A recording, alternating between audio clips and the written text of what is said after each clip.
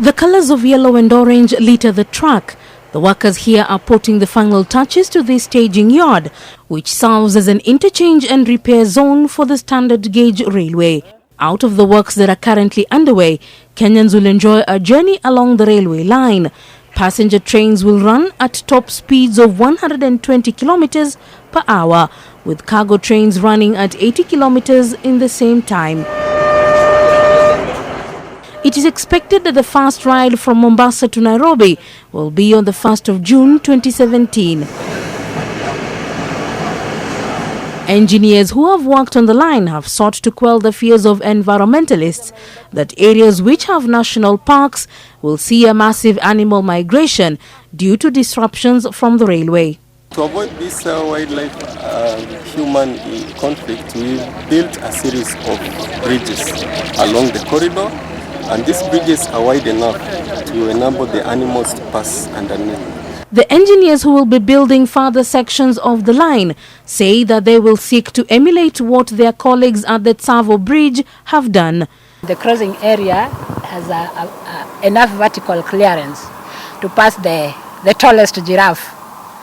Most of these were covered during the design. The crossings are expected to have a minimum height of 8 meters and adequate width to allow elephants to comfortably get across. You cannot say that it's cheaper to go through the park than to go round through the Afti River. I've been told it's about 2% higher than that, but you cannot compare the 2% with the amount and the value of the park. Communities living along the railway have on a number of occasions marched to show their dissatisfaction with the SGR passing through the Nairobi National Park. Even with these controversies, some positives remain about the railway line. One of them is the magnificent architecture of some of the stations along the route. Other than the structural aesthetics of this station at Syokimau, the control center is a first for Kenya and the East African region.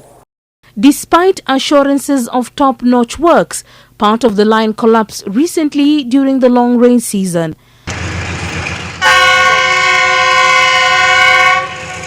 As the old paves way for the new, the roar of the line that has served the region for more than 10 decades, according to experts, is not expected to die with the coming of the SGR. The meter gauge railway line to transport oil all the way from Lokicha to Mombasa.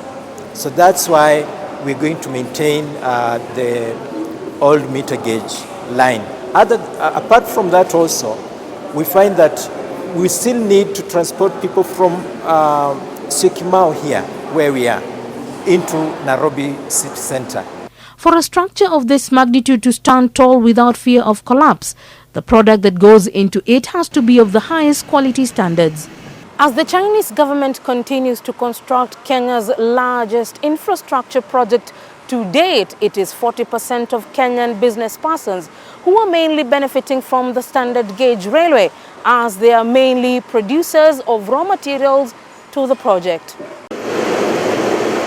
Before October 2015, Tononoka Rolling Mills was producing 50 tons of steel per month, but after they became the largest local supplier of the railway, they churn out 250 tons of steel bars that form part of the foundation of bridges and core areas of the tracks. With the capacity increase that will be implemented in the next 1 year, we expect to increase the employment prospects further. However, most of the specialist steel that is being used on the project still has to be imported from China. The standard gauge railway continues to attract criticism, however, on its cost, environmental and community impact, and the technology in use. The extension of the railway from Nairobi is also going to cost a significant amount of money, with hundreds of billions of shillings more needing to be borrowed to complete the project. Leila, Mohammed, NTV Business.